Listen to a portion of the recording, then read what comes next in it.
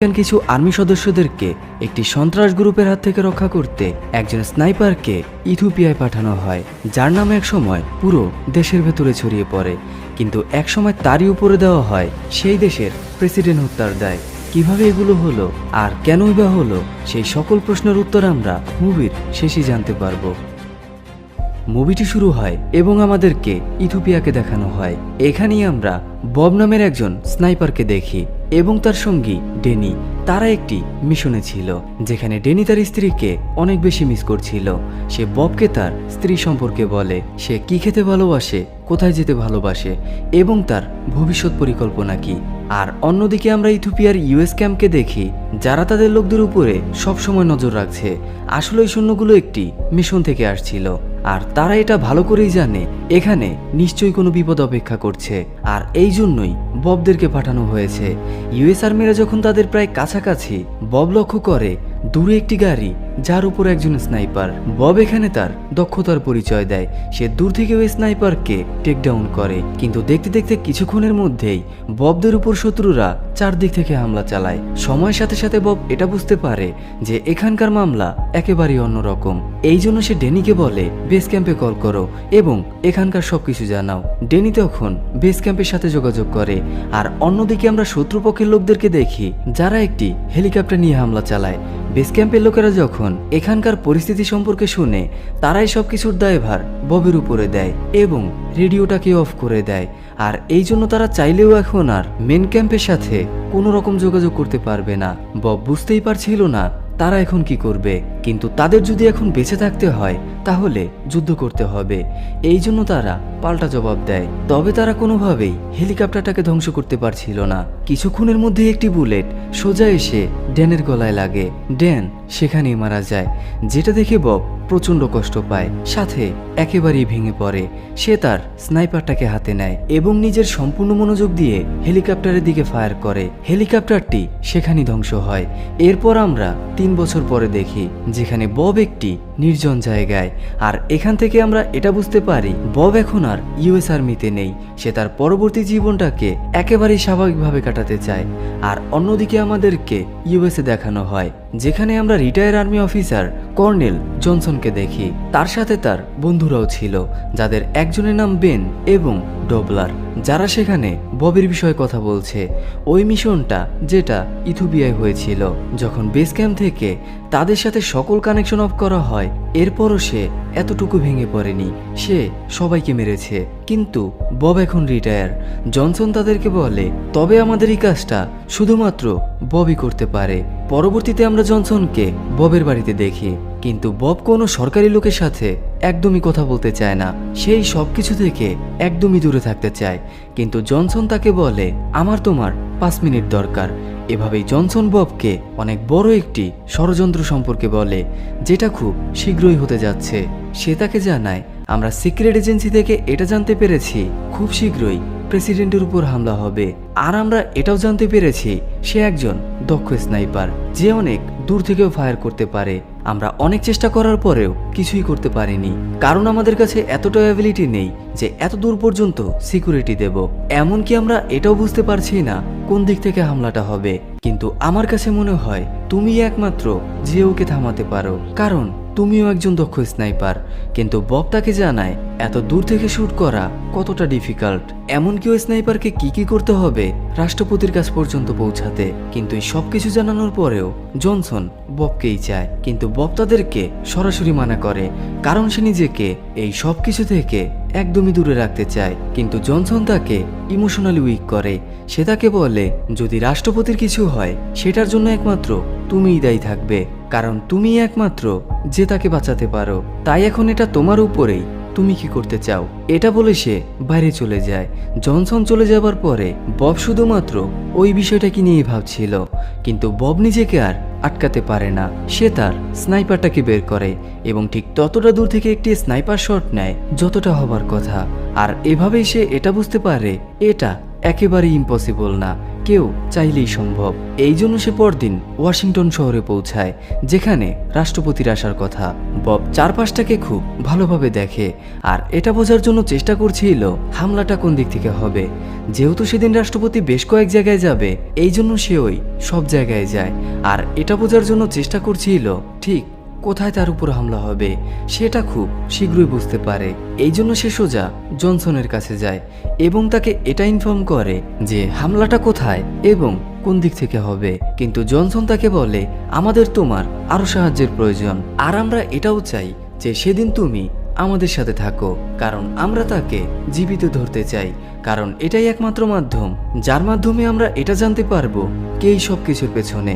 শেষ পর্যন্ত বব রাজি হয়ে যায় আর এভাবেই তারা সেখানে পৌঁছায় যেখানে সেই হামলাটা হবার কথা। সবাই সবার পজিশন নেয় আর বব ঠিক ওই জায়গাটার উপর নজর রাখছিল যেখান থেকে হামলাটা হবে। অন্যদিকে আমরা ইউএস প্রেসিডেন্টকে দেখি যে ভাষণ দেওয়ার জন্য আসে আর এখানেই আমরা একজন ইথিওপিয়ান গেস্ট ডিসমন মন্তিনোকে দেখি। সময়ের সাথে সাথে সবকিছু উল্টা হয়।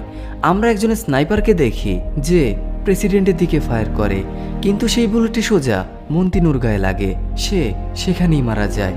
আর এই সব কিছুকে দেখে বব প্রচন্ড টেনশনে পড়ে, কারণ সে এটা বুঝতে পারছে না এখানে কি হচ্ছে। ঠিক তখনই আমরা একজন পুলিশ অফিসারকে দেখি যে ববের উপর ফায়ার করে। বব কোনো রকমে পালায়, সাথে সে এটাও বুঝতে পারছিল না তার সাথে হচ্ছেটা কি, তবে সেটা ভালো করেই বুঝতে পারছিল তাকে বাঁচতে হলে এখান থেকে যত দ্রুত সম্ভব পালাতে হবে। কিন্তু এরপরও তার উপর ফায়ার হচ্ছিল। বব কোনো রকমে সেখান থেকে পালায়। আর অন্যদিকে আমরা একজন এফবিআই অফিসারকে দেখি যার নাম ম্যানফিস। তার কাছে ইনফর্ম আসে যে বব নামের কোনো একজন স্নাইপার প্রেসিডেন্টকে হামলা করেছে। আর অন্যদিকে আমরা জনসনের সঙ্গীকে দেখি যে ওই পুলিশ অফিসারকে রাগারাগি করে এবং তাকে বলে বব কিভাবে বেঁচে ফিরলো। এরপর তারা সেখানে ববের বন্দুকটাকে রাখে, যেটা আমরা ববের বাড়িতে দেখেছি। আর এখান থেকে আমরা এটা বুঝতে পারি যে সব কিছু ববকে ফাঁসানোর জন্য। অন্যদিকে আমরা ববকে দেখি সে যখন পালানোর চেষ্টা করে তার সামনে ম্যানফিস আসে, কিন্তু সে কোনো রকমে তাকে আটকায়, তাকে হাতকড়া পরিয়ে এটা বলে যে আমি কাউকেই মারিনি। এভাবেই সে ম্যানফিসের গাড়ি নিয়ে পালায়। তবে এখনো পুলিশেরা তাকে পিছু করছিল। সে কোনো রকমে পালানোর জন্য চেষ্টা করে। ধীরে ধীরে পুলিশেরা তাকে চারদিক থেকে ঘিরে ফেলে।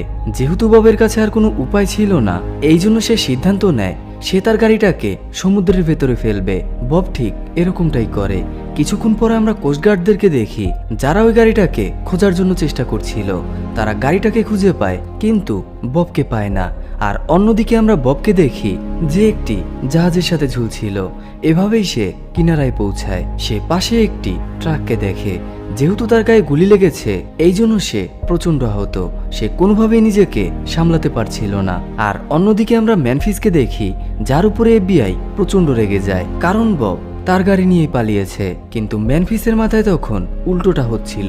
সে সবাইকে বলে আমরা যেমনটা দেখতে পাচ্ছি মোটেও সেরকম কিছু না, কারণ সে আমাকে বলেছিল সেগুলোর বিষয়ে কিছুই জানে না। সাথে সে আমাকে এটাও বলেছে যে এর সাথে পুলিশেরা জড়িত, এই জন্য আমাদের এই মামলার একেবারেই ভেতর পর্যন্ত পৌঁছানো উচিত। কিন্তু সেখানকার কেউ ম্যানফিসের কোনো কথাই শুনে না। এফবিআই তার উপরে প্রচন্ড রেগে যায়, তাকে ডিমোশন করে কল সেন্টারে ট্রান্সফার করে। ঠিক তখনই আমরা ববকে দেখি যে এটা দেখে প্রচন্ড অবাক হয় কিভাবে এই প্ল্যানটাকে সাজানো হয়েছে। আসলে সে এতদিন ধরে যেই জায়গাগুলোর উপর নজর রাখছিল সেখানে হিডেন ক্যামেরা লাগানো ছিল, যেগুলোর মাধ্যমে সেই প্রত্যেকটা অ্যাক্টিভিটি রেকর্ড করা হয়। আর সেগুলোকেই এখন নিউজে দেখানো হচ্ছে। সাথে এটাও বলা হয় বব কিভাবে এই প্ল্যানিংগুলোকে করেছিল। এগুলোকে দেখে বব আরো বেশি টেনশনে পড়ে। যেহেতু তার গায়ে গুলি লেগেছিল, এই জন্য তার মেডিসিনের প্রয়োজন, সাথে কিছু ইকুইপমেন্টের দরকার গুলিগুলোকে বের করতে। এই জন্য সে একটি সুপার শপে যায়। কিছুক্ষণ পর আমরা তাকে একটি টয়লেটের ভেতরে দেখি, যেখানে সে ওই গুলিগুলোকে বের করার জন্য চেষ্টা করছিল। আর অন্যদিকে আমরা শপের ওনারকে দেখি যে এফবিআই কে কল করে এবং ববের বিষয়ে বলে।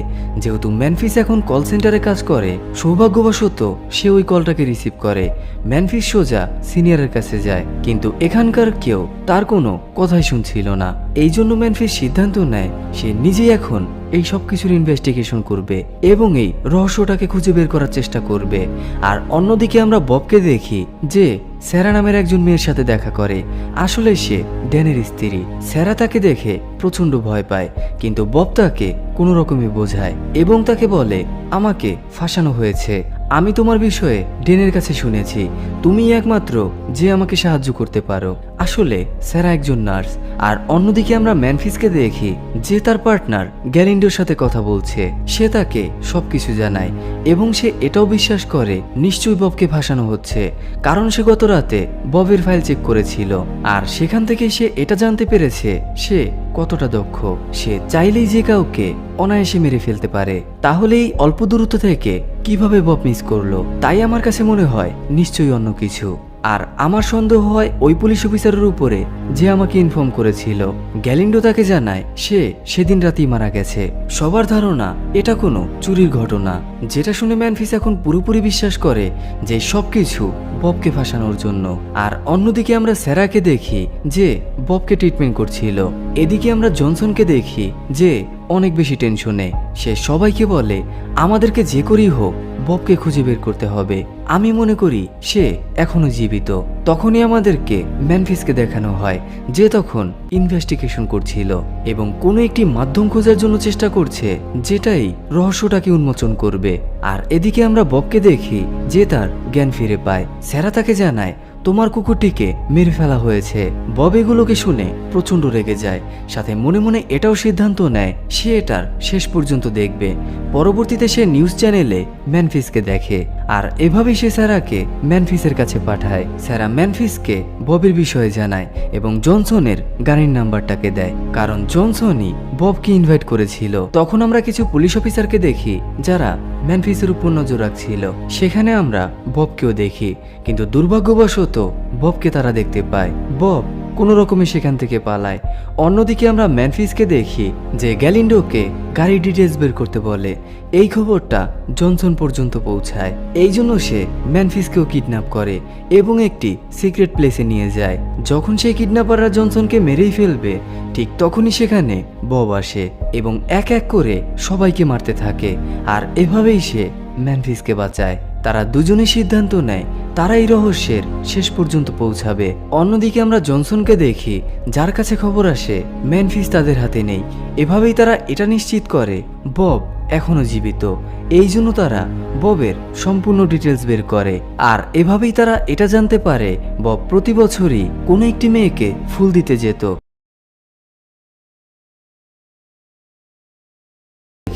যারা একজন স্নাইপার এক্সপার্টের কাছে যায় এবং তাকে এটা জিজ্ঞাসা করে যে কোনো একটি বুলেট দ্বিতীয়বার ব্যবহার করা যায় কিনা। এক্সপার্ট তাদেরকে বলে হ্যাঁ, একটি বুলেটকে দুটি বন্দুকে চালানো সম্ভব, আর এই প্রক্রিয়াটাকে পেপার কেচিং বলে। বব তাকে জিজ্ঞাসা করে, আপনি কি এরকম কাউকে চেনেন যে এরকমটা করতে পারে? সে তাকে ববের নাম বলে, কারণ সে এখনো ববকে সামনাসামনি দেখেনি। বব তাকে আবারও জিজ্ঞাসা করে কোনো দ্বিতীয় ব্যক্তি? তখন সে তাকে আরো ভয়ঙ্কর একজন স্নাইপারের ডিটেলস দেয়। ববের এগুলোকে শুনে জনসনের একজন লোকের কথা মনে পড়ে যে পুরোটা সময় হুইল চেয়ারের মধ্যে ছিল। সে সেটা ম্যানফিসকে জানায়। ম্যানফিস গ্যালিন্ডোকে কল করে এবং সে কিছুক্ষণের মধ্যেই তার ডিটেলস বের করে দেয়, যার নাম হচ্ছে মিখাইলো। গ্যালিন্ডো তাদেরকে তার ফার্ম হাউসের ব্যাপারেও জানায়। আর অন্যদিকে আমরা জনসনকে দেখি যে এটা বুঝতে পারে হয়তোবা এতক্ষণে বব মিখাইলোর ব্যাপারেও জানতে পেরেছে।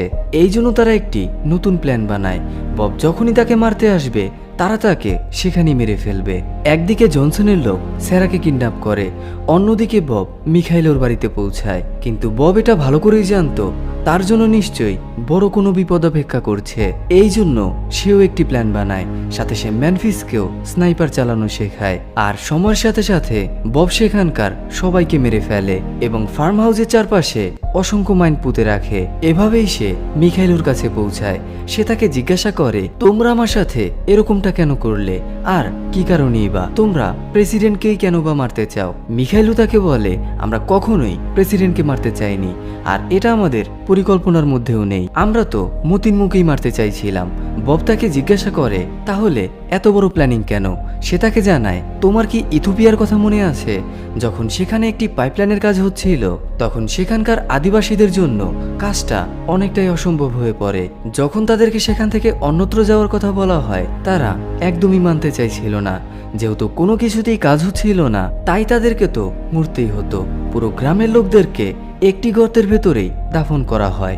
বব এগুলোকে শোনার পরে তার 3 বছর আগের কথা মনে পড়ে, যখন সে ইউএস আর্মির হয়ে কাজ করত।